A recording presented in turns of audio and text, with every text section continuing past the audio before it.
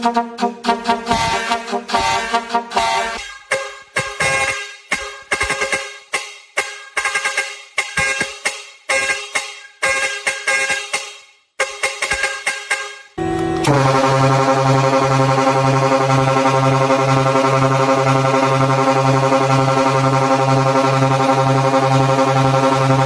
này dơ quá anh em, lao đây.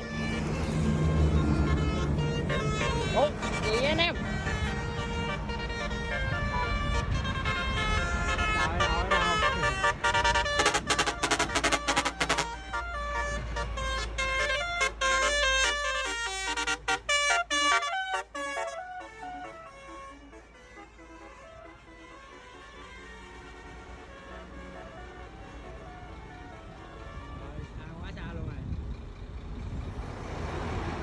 Càng không nghiêng nữa anh em.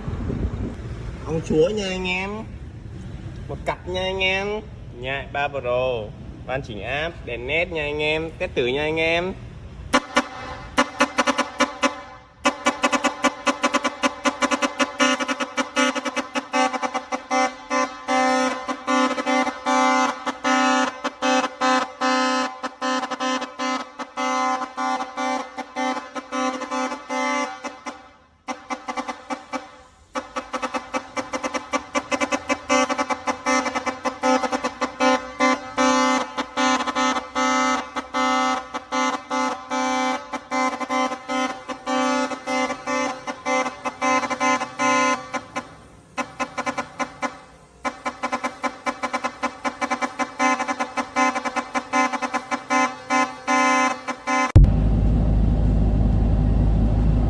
Đi ngang cái đám cưới anh em ơi, mình dứt cho cô dâu chú rể một bài chúc cô dâu chú rể hạnh phúc, bài mới Việt Nam nha anh em ơi.